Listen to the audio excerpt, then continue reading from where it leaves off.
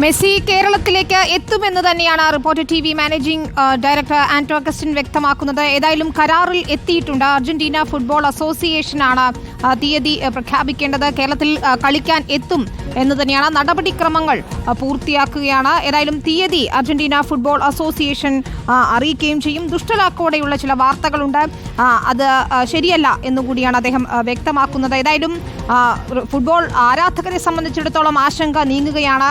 പ്രധാന സ്പോൺസറായിട്ടുള്ള reporter TV തന്നെ, reporter ടിവിയുടെ മാനേജിംഗ് എഡിറ്റർ, മാനേജിംഗ് ഡയറക്ടർ തന്നെ കാര്യം വ്യക്തമാക്കുന്നു. എല്ലാ നടപടിക്രമങ്ങളും പൂർത്തിയാക്കുകയാണ്.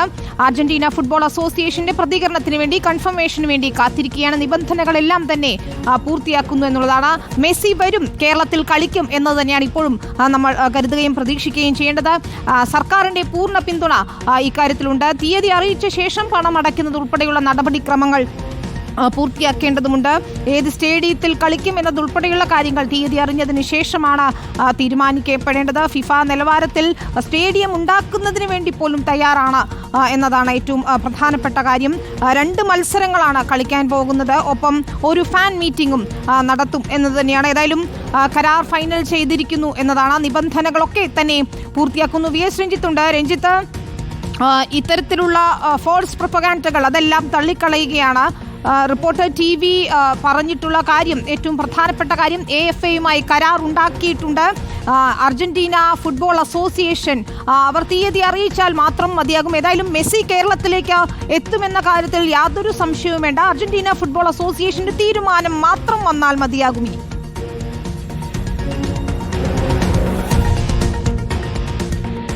വിനിത, തീർച്ചയായിട്ടും ഇന്ന് രാവിലെ മുതൽ വരുന്ന വാർത്തകൾക്ക് വളരെ കൃത്യമായ ഭാഷയിൽ മറുപടി പറഞ്ഞിരിക്കുകയാണ് റിപ്പോർട്ടർ ടിവി MDയും റിപ്പോർട്ടർ ബ്രോഡ്കാസ്റ്റിംഗ് കമ്പനി MDയുമായിട്ടുള്ള ആന്റോ അഗസ്റ്റിൻ. അതിൽ ഏറ്റവും പ്രധാനപ്പെട്ട കാര്യമെന്ന് പറയുന്നത്, മെസ്സി വരില്ല എന്ന് എവിടെയും അർജന്റീനൻ ഫുട്ബോൾ അസോസിയേഷൻ പറഞ്ഞിട്ടില്ല. കാരണം ഇക്കാര്യത്തിൽ മെസ്സി വരുന്നില്ല, മെസ്സി കേരളത്തിലേക്കില്ല, ഇന്ത്യയിലേക്കില്ല എന്ന് പറയേണ്ടത് അർജന്റീന ഫുട്ബോൾ അസോസിയേഷനാണ്.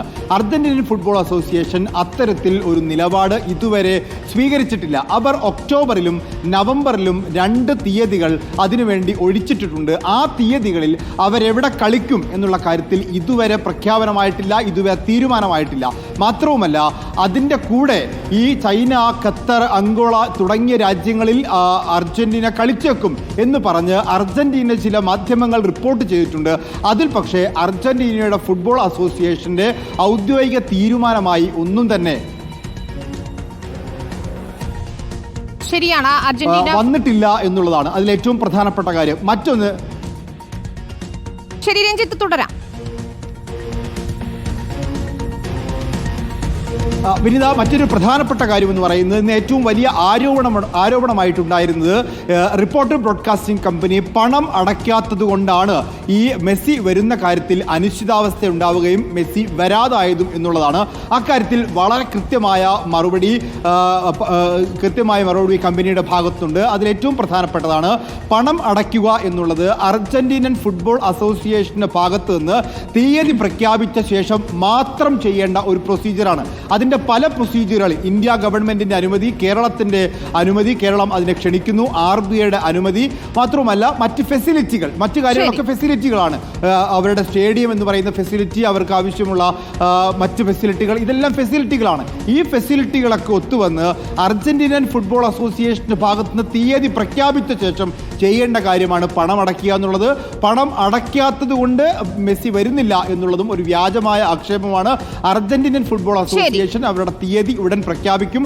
ആ തീയതി പ്രഖ്യാപിച്ച് അവർ ഇന്ത്യയിൽ കളിക്കാൻ തീരുമാനിച്ചാൽ പണമടയ്ക്കാൻ കമ്പനി തയ്യാറാണ് എന്നാണ് MD വ്യക്തമാക്കുന്നത്.